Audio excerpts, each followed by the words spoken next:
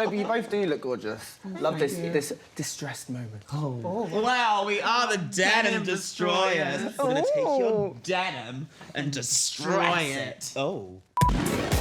Well, hello, all you lovely, sweet angels, and welcome to Queerpiphany. Our guest today is a world-famous drag artist, model, author, recording artist, activist, and most importantly, our friend. It's Bimini!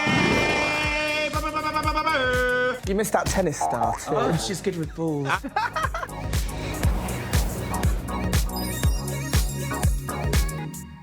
Cheers! Sexies! So good to be reunited.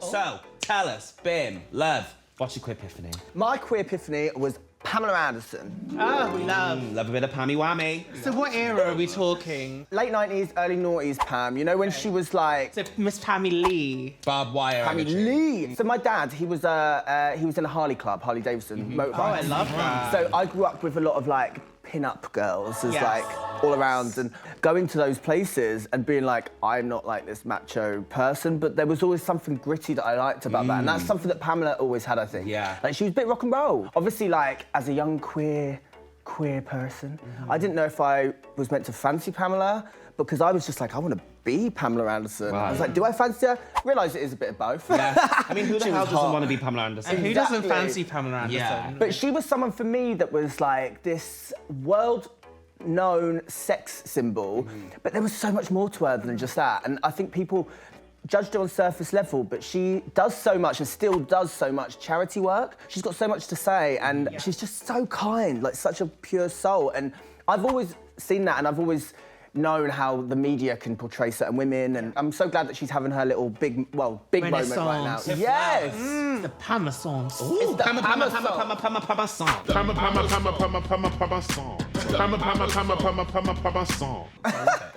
So how old were you around this time? I was young when I remember first seeing her like doing her thing, and I think I just found her so mesmerising. But there was something about quite camp and queer almost Quite about her camp? looks.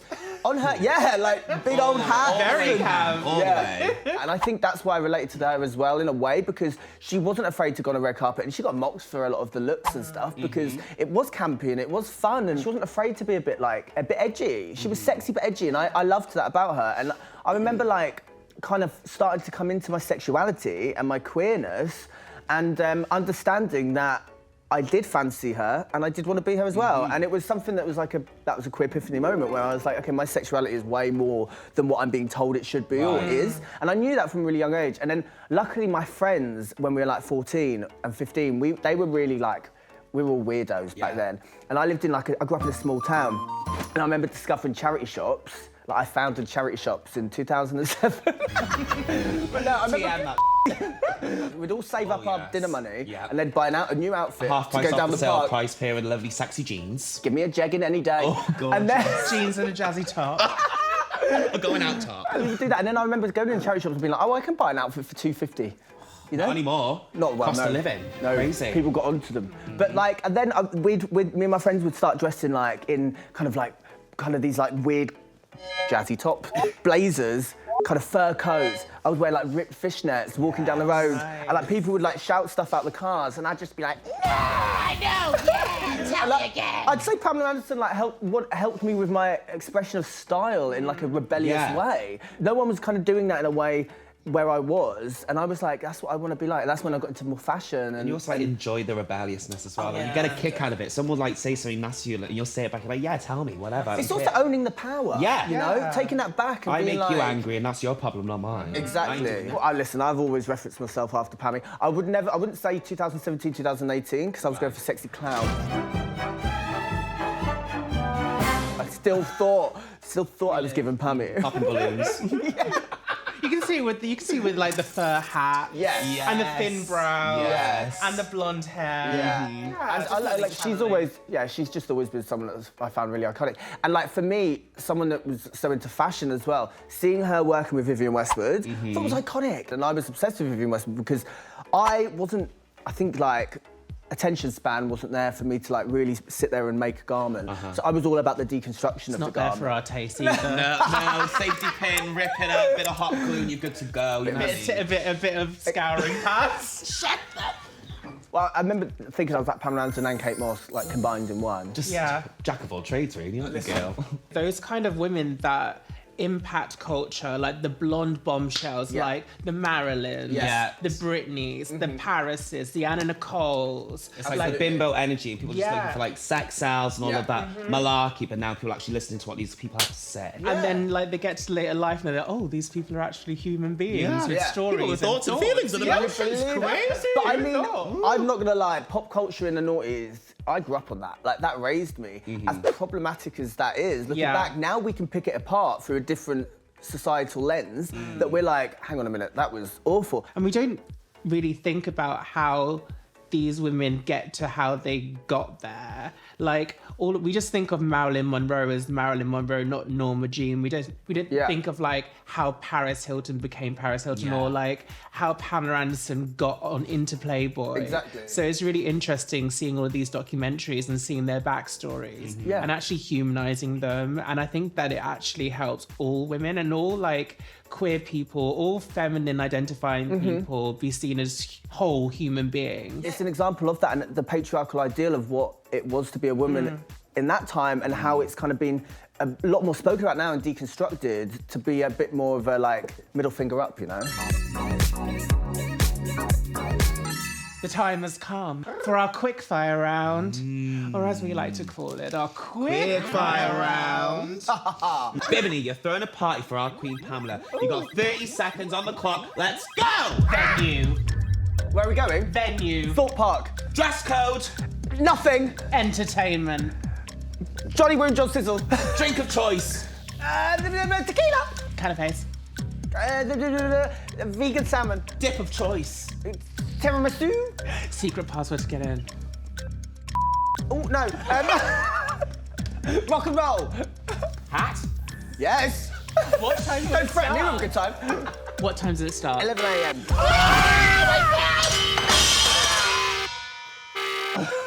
Right, sounds like a crazy lovely good time. We've got tiramisu as dips, we've got hats, we've got you, we've got me, we've got Thought Park. And the salmons are all vegan. Oh, well there we go. Salmon and tiramisu. Tiramisu? Yeah. Tiramisu? Tiramisu. Tiramawai. What do you hope for when it comes? Take a deep breath, maybe have a piece of bread and maybe you'll calm down a little. What do you hope for? I hope that one day you'll get through this line. Do you feel like being queer has made you less afraid of pushing the boundaries and the status quo? You know? No. No.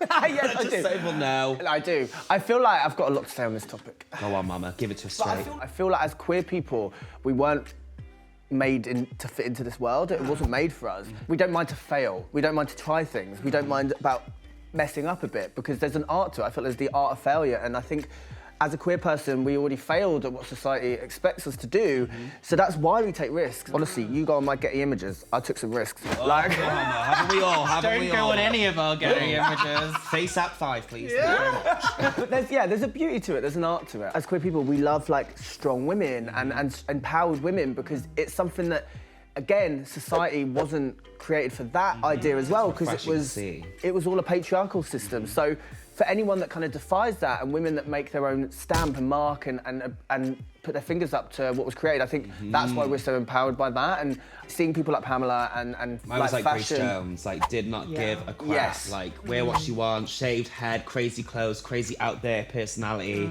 make people uncomfortable in the best way. Yeah. Mine was Mel B, I think. Oh yes. I just think that there wasn't that many black girls in pop at that time, and like she was so different and really like radically like visually groundbreaking for her time. For sure, she was also strong as well. Like, she came across really like, didn't care, So that was something that I think we gravitate towards, and I think queerness is amazing. So I'm very glad that I am as confident in myself now as I ever have been. And it's so much easier when you find your people.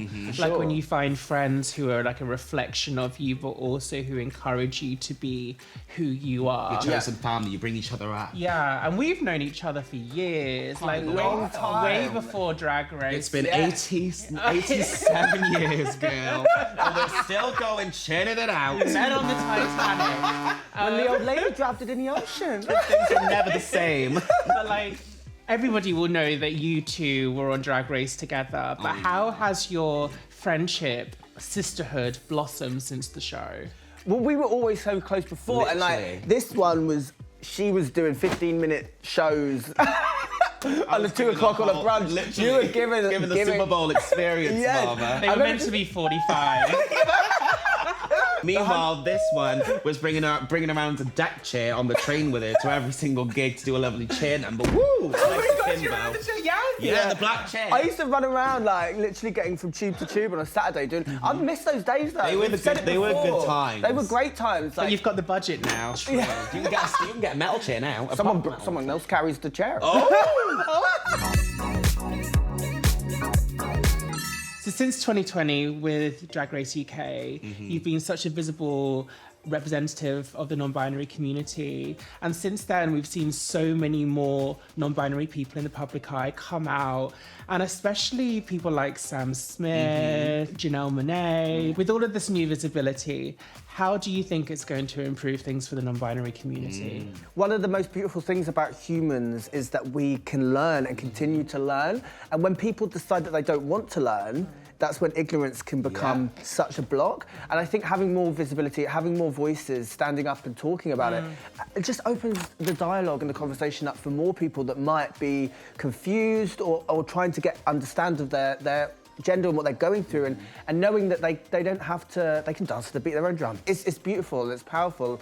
And I think we've seen so many kind of gender non-conforming icons, pop stars in the 70s and the 80s. We don't know what their identities was, but they played with gender, but the language wasn't there. Grace Jones is a big example. Like Grace is someone, and David Bowie, even Madonna to a way. Being true to yourself and being unique is the best way to be, and being authentic to that. And I think, like, I was on a show recently and there were comments like, that's a bloke, and all of this, oh, I had to turn it over. It's like, if I've instilled so much hatred in you for me being visible on television, that's a problem with you, that isn't a problem with me. But with all this representation, it just means that people don't need to compare themselves to just one person. And I think it just makes things better for everyone, whether or not you're non-binary, trans, cis, whatever. It's time to gaze into our crystal ball. Bimini, what do you hope for when it comes to rebelling against societal expectations? I hope that someone at home watching this could look at me in this outfit and then look at my Monster Munch feet and think, I can look like glamorous with Monster Munch's feet.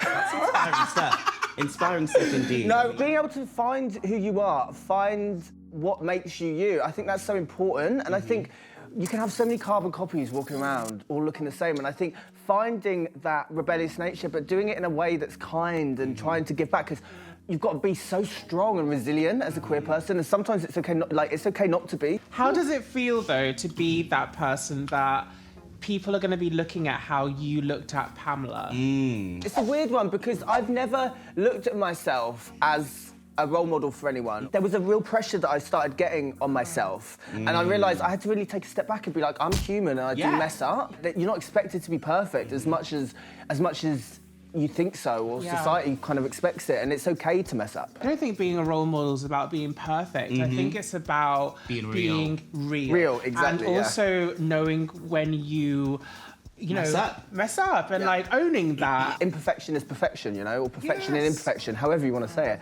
That's what I've always looked to. No, I don't strive for perfection, I strive for imperfection in a way. So what advice would you have to anybody who's feeling that? Any young people that are like feeling those pressures to be that perfect queer person? I'd say life can be difficult sometimes, but on the other side it can be beautiful, and you've got to find those people that bring that beauty out and allow you to be who you want to be unapologetically and absolutely unhinged. Yes. Period. And nothing is perfect either. Nothing is perfect. Nothing, you know what I mean? There's going to be a little scuff up here and there, but we love it. We're here for it. Let's be messes together. Yes. Massacre Simpsons. Time to gaze to our crystal ball. A gaze to the future. Do you want to have a little look? No. Yes. Bimini, it's time to enter Pamela Anderson into the LGBTQIA. That's right. It's the legendary giant book the Queerpiphanies are immortalised in for always. Bimini, speak now or forever hold your peace. Yes.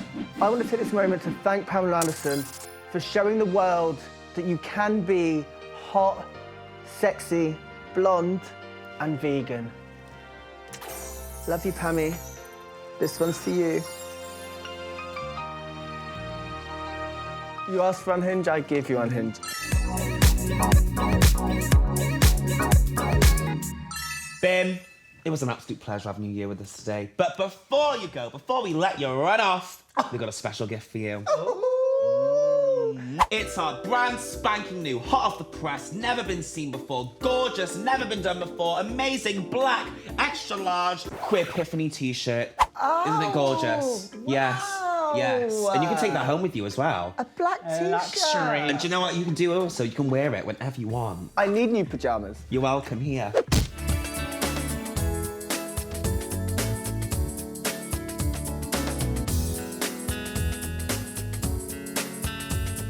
Doubles as a dish towel.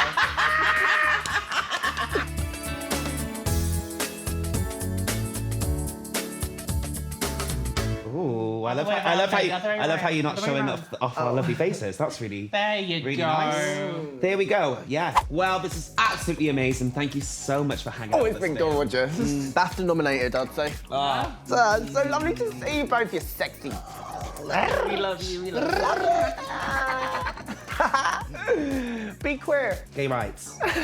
If anyone needs more information about anything mentioned today, or if you need any help and support, please take a look at the resources on screen now. And if you wouldn't mind liking and subscribing, that would really make our day too. Bye. See ya.